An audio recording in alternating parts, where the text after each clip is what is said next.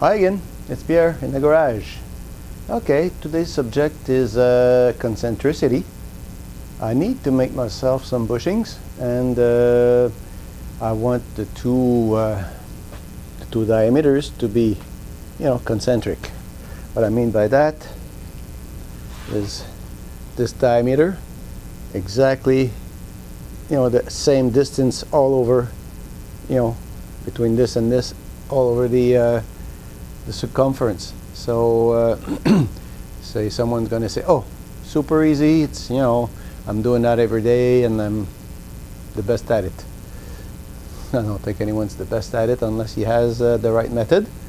And why I need the bushings is for these little cup wheels. They're, I don't know, China made, not exactly the best quality, but for I think $11 or $12 each, they're very good. So I need to get from 17 millimeters to ½ inch, and this is a little bushing that will go into it. Since I don't want the wheel to jump, like if you make something that's not concentric, the wheel will just like go up and down like this around the axis. So we want to avoid that. Right after this, we'll be doing the bushings on the lathe, and the method I'll be using is the bushing be done with the boring bar. I'm going to bore, like a hole in the middle of a piece of rod, get the outside done, get the inside done, and with the boring bar. Usually with this method you get pretty accurate results. The second method that lots of people use, because it's pretty simple, but doesn't give results as closely, like a close tolerance as the boring bar, but still acceptable. Depends, it's always depending upon what you want to achieve and what kind of precision you really need for your work. The other method is a reamer.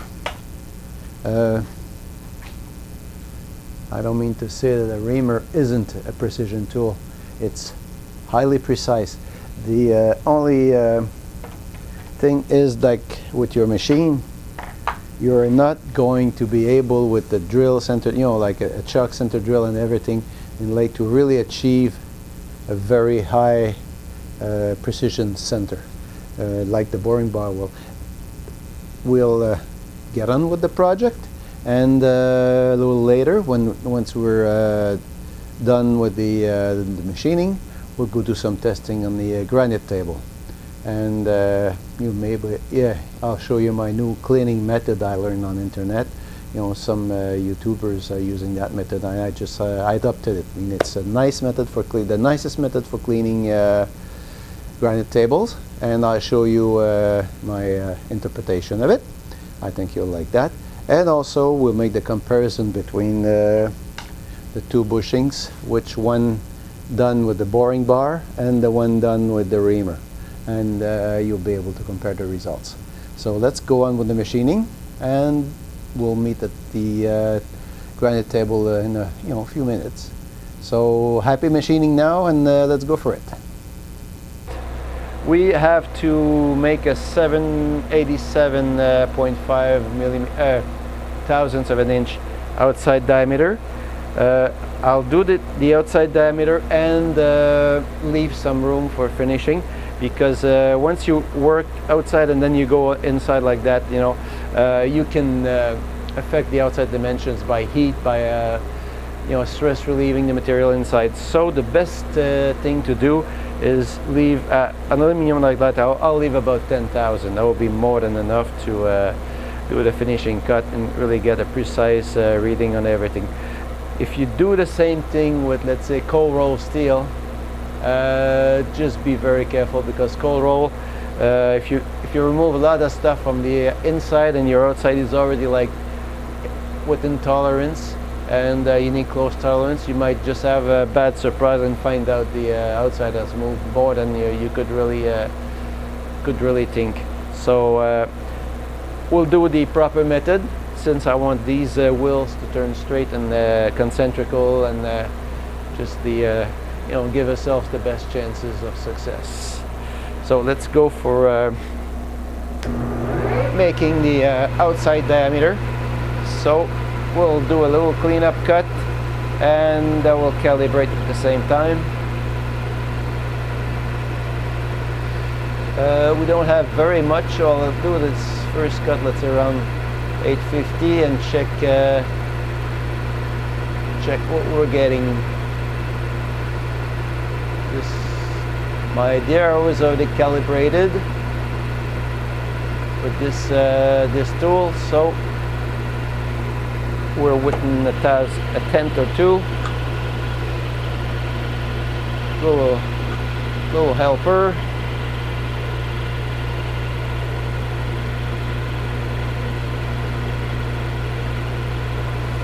Okay, that's calibrated enough. Let's make a reading with the micrometer. If you're looking for precision, forget calipers. Okay. 850 and 5/10. About 3/10 beside the other reading. So I'll make a cut and leave myself about 10 thousandths. 87. Let's say I make it like 800. It'll give me a little bit more, but that'll be fine.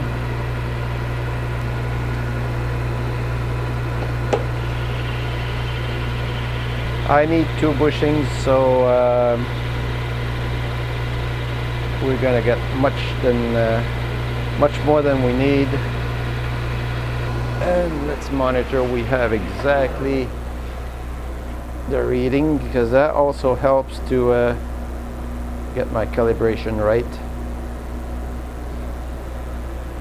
799.7, which is about 2/10 beside, so we're in business. Let's face this.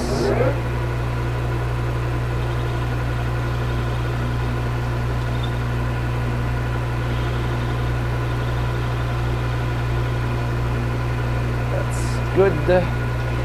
We'll make a hole to this.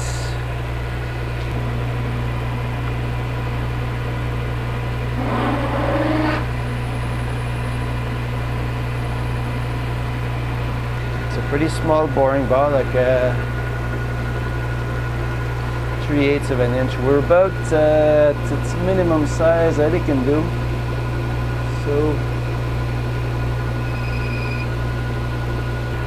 I'll just add a little bit of this. Okay. We should be about 478. And let's see the result we're getting.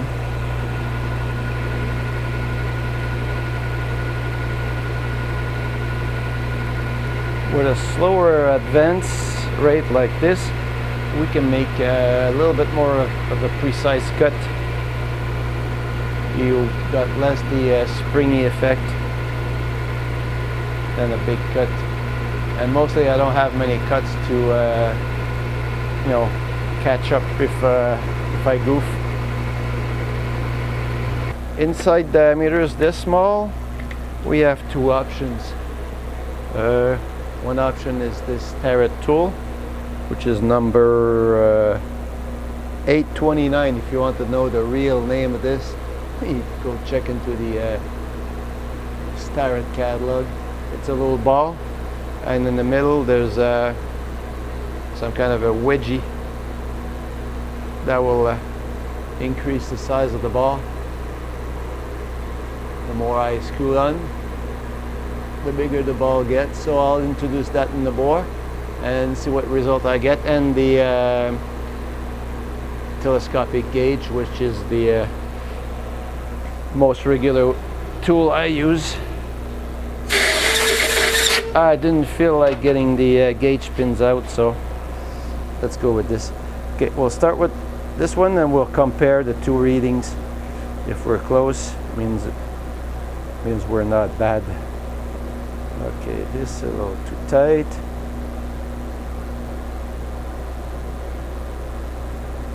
It's all a matter of friction, but that seems good. I'll put it on a towel and use this one too to get oops, I'm supposed to have a smaller one. Okay, this will fit.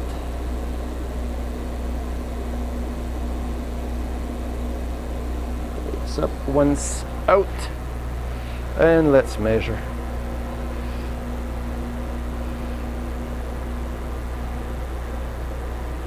Okay, go with the you see good, I hope. Telescopic gauge.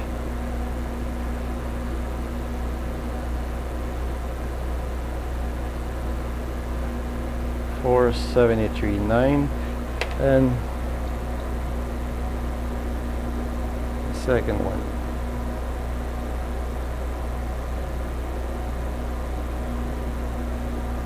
I'm going to try to measure about the same place inside.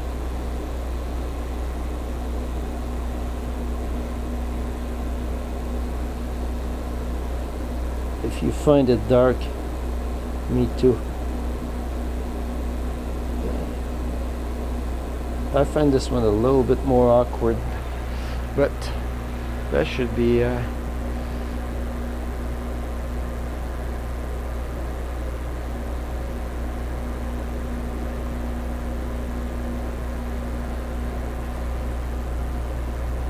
.473.9.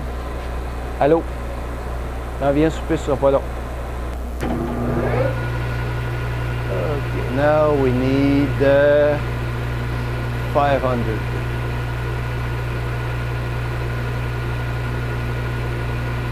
And we'll go for 500. 99.9. Let's go. It's holding 500.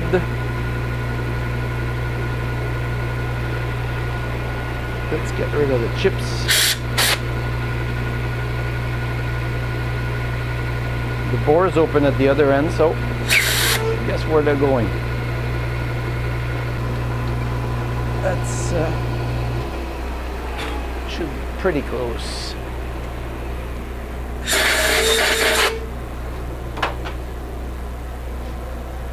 And this is a carbide shank from an end mill. It just got broken up. But this one is metering at 497.7. So this is a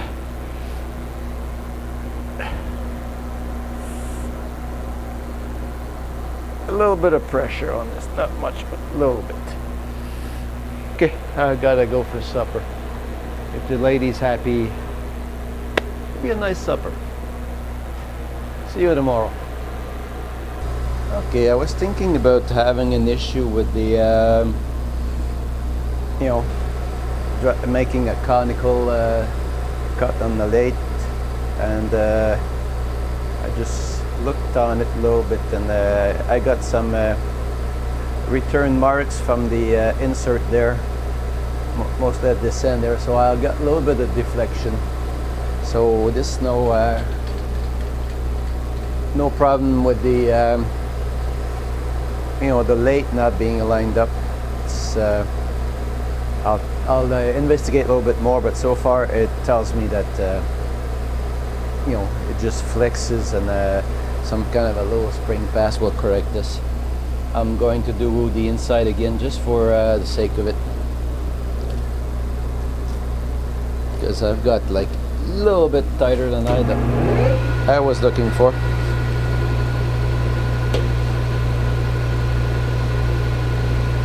This is just same position, just a spring pass, see what it removes. Pretty sure my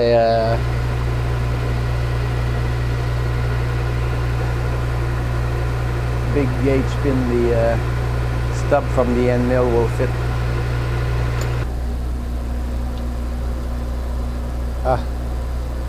This is like a piston fit, just like no loose, no nothing. It's just perfect fit. I mean, remember that we left some material to go play inside, then we're coming back outside to do the finishing cut. So here I have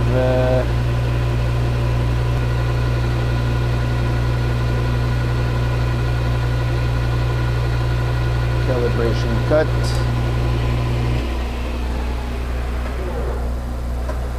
Measure.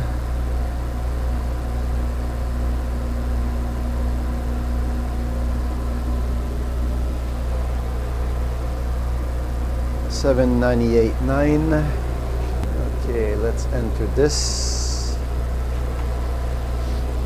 And I need $787.5. And we'll probably be able to take it one shot. And if it gets there a little tighter, that'll be perfect. A little lubricant.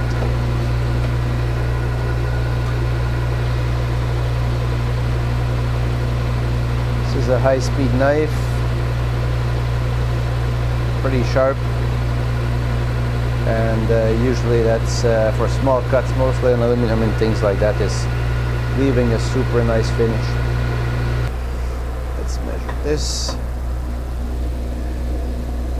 Finish was nicer with the insert, but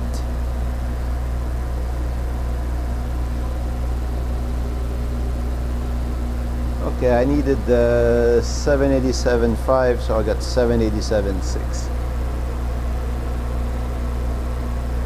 That's close enough.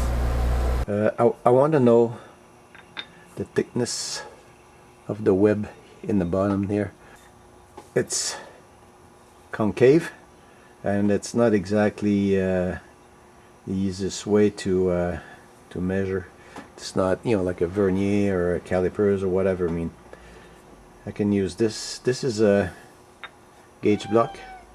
This is a 1-inch gauge block. It will be higher than the inside of the cup, so I put that on the table here.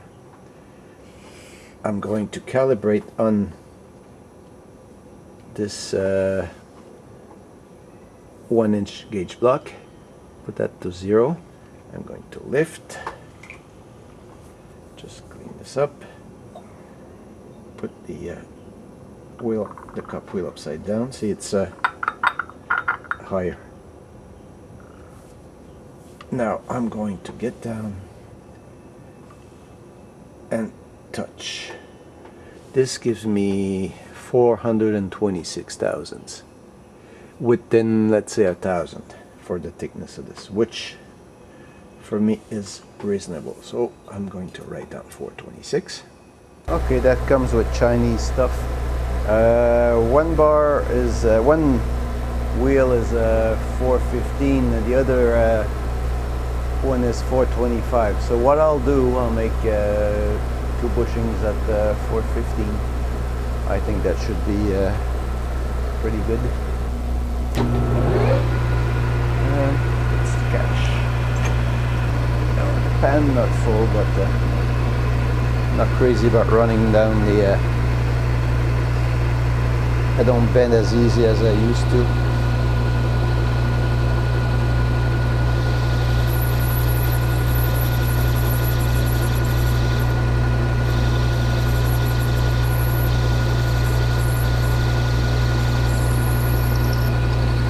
Okay, let's clean up the edges.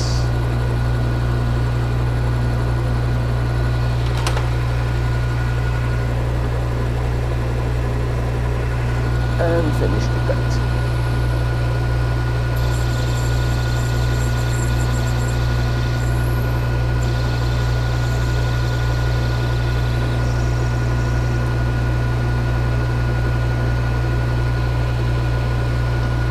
That's one done.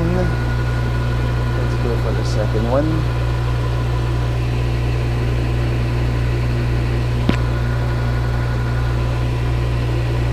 Eyeballing again is pretty good. I'll measure them after and I'll tell you how off they can be. They need a little bit of deburring in the center, and that's it.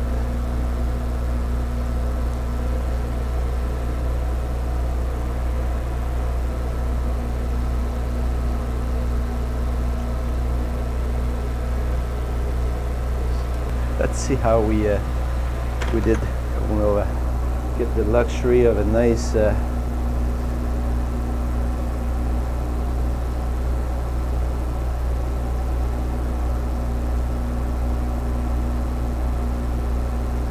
digital.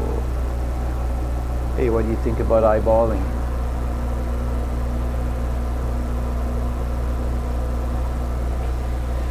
Did I get lucky twice? Don't think so.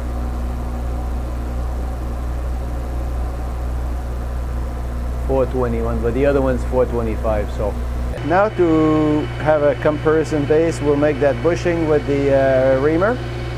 I'll just face this. We'll face and give it a little surface. Give us something clean.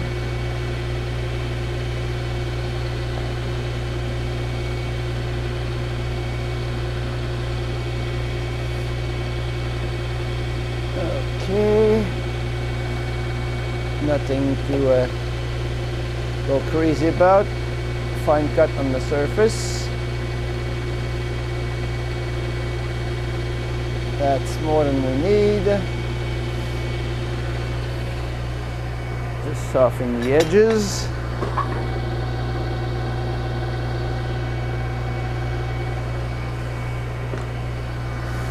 And now we're going to make a center hole.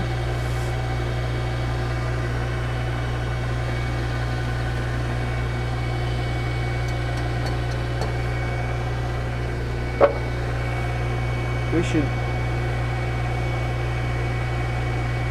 be easy to get a decent result. The slate is kind of a heavy one. It's pretty stable.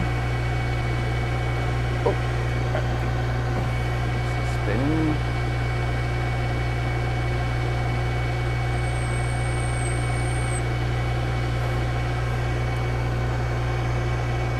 I'll be drilling this in 2 steps. Let's say we'll make a 1/4 inch first hole, and we aim for the 1/2 inch, same diameter as the other one, so we'll be aiming for the 1/2 inch final bore. This is 1/4 inch. I'll be going about near 1 inch inside there.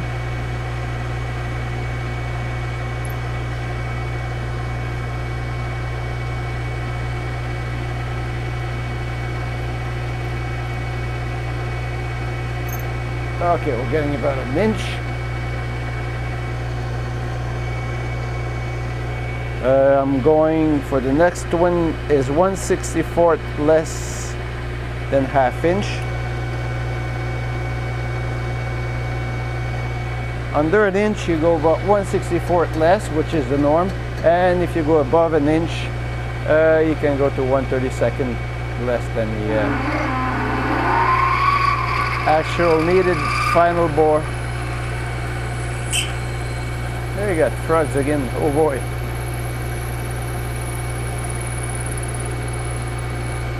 Okay, I've reached the bottom of that inch. We'll slow it down because I like to ream at slower speeds. Find it makes a better job. This is a brand new or almost brand new Reamer's 1/2 inch. No over, no undersize. And let's go for 375 will be a fine speed for this. And use enough lubrication.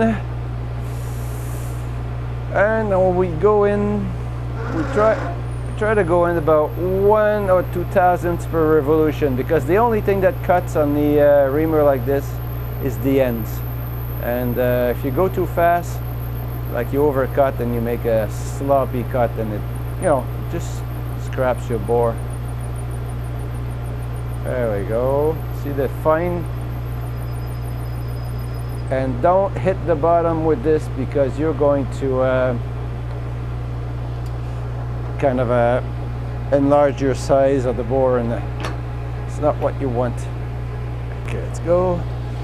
I'm not going for any special precision measure. All we need is something that's concentric as much as possible, and as long as it's made in one setup. Oh, I hate picking this up in the bottom of the pan.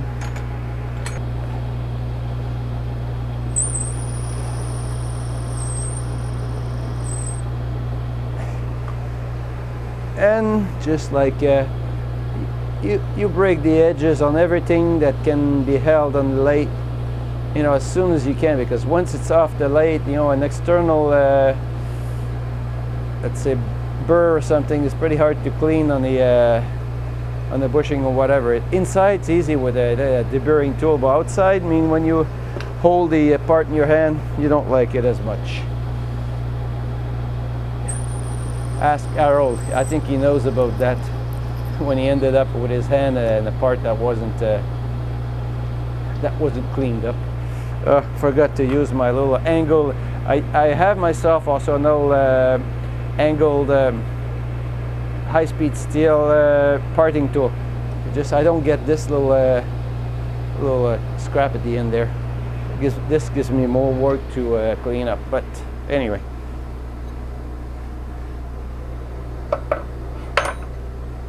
Okay, besides cleaning up, the bushings ready, and we'll go to the granite table.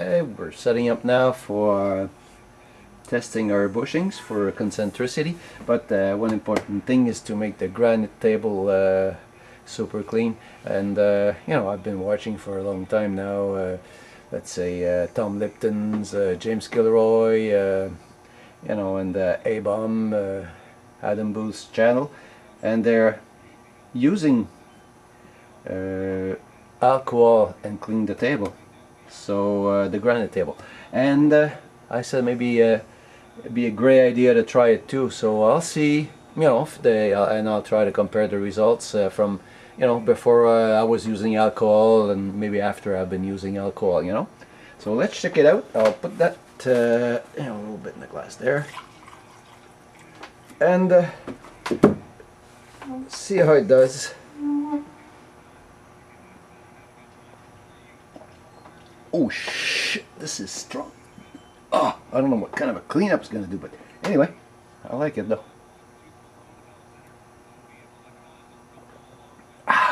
Okay.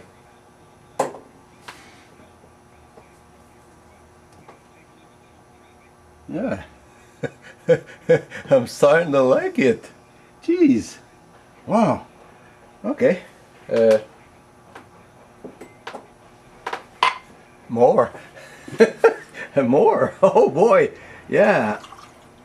I'm taking this now. Oh yeah. I mean, thanks guys for the trick. That was nice.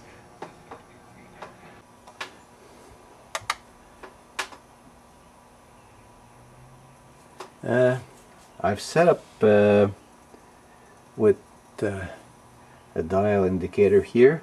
This is one with every division is 1/1000. I zeroed the indicator, so when I get into the bottom, the extreme bottom of the bushing, I get the lowest indication. And also install that in the V-block, and we're on the granite table. And I really find that alcohol and cleaning granite table is, you know, something nice. I'm doing this sober though, so like I had time to sleep it off. Goes better. I wrote numbers on the little ring, and I'm going to rotate it in, let's say, 4 positions. Usually that should give us a pretty fair, I will move while I move though, but Okay, this is the next position. We're gonna go to the opposite position of the other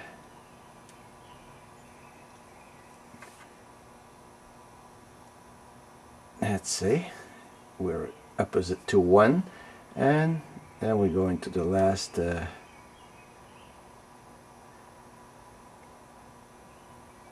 position here with 1,000 per division on this dial. I mean, there's just you know, maybe a tenth, or just, it's very very minimal run out on this, because the V block will hold me steady there. And let's try this with the one that's been done with the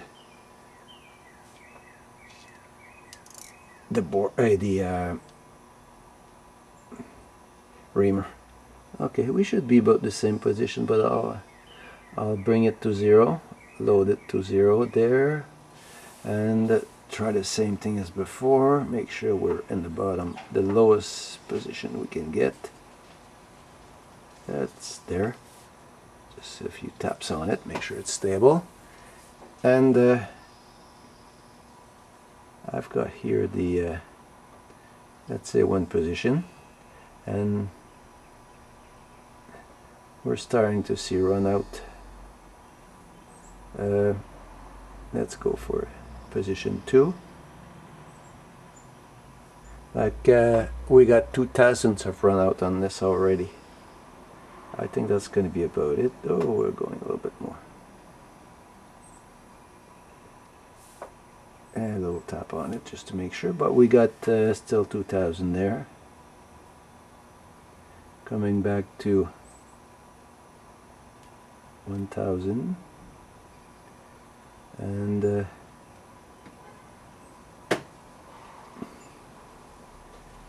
we go to 1, we're minus here. I'll just recalibrate and we'll do it. Okay, that's minimal. We'll start to 1. Let's see. Okay, this is pretty. Okay, we'll adjust it to 0. Preload to 0. Okay, let's unlock the. I'm using my height gauge to hold. I'm locking the horizontal position, so we're staying stable. Okay, the 1. I think, yeah, you should see it pretty good. The 1 position here. Let's move. I'm just making sure it's in place. So we're moved like 90 degrees here. We got 1,000 of run out, and let's say we're moving to 180 degrees, and we're moving to 3,000ths of run out, which is not, you know, very much a lot, but it's, you know, pretty close from being off center. And we're going to the 90 degrees position, like the 1 is now at this end here, and we're still like 1,500 off. Okay, I'll change the dial indicator, and we'll be putting the 1/10 indicator, and we're not doing the Reamer's measure again. We'll do the boring bar measure. Okay, here we're at position 1 of the bushing made with the boring bar, and I've got to be very delicate with this, because this is a 1/1000 of a thousand indicator, sorry, and it's pretty sensitive. But if I move, I'm going to position 2, which position 3, which is going to be 90 degrees from the position 1, and I'm going to position 2. This is 180 degrees to position 1, and let's go to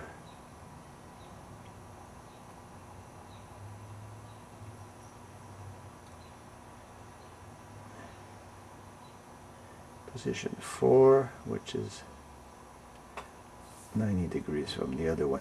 I'm reading 2/10 of a thousand there, but I think I moved a little bit, so I better. Yeah, I was moved a little bit, so let's say we're 1/10 of a thousand or less run out on these kinds of bushings. I'm gonna do another rotation just to try to stay more stable. So see the needle moving, we're back to 1. We're about half a tenth.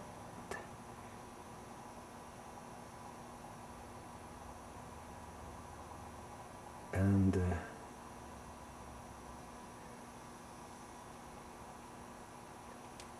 oh, I just hit it, but it's back.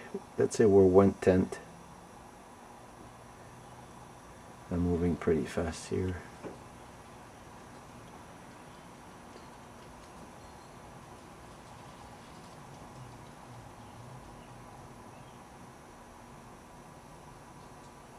Okay, this most of the movement is my my handling, but we're plus or minus a tenth at the most. So there's a big difference between Reamer's bore and let's say boring bar bore in the lathe that's you know, stable and in good condition. So my bushings are done. Hope you enjoyed. Just feel free to subscribe and leave comments. And if you have any questions, there's a place underneath where you can leave comments and interact. I'm open. So see you next time.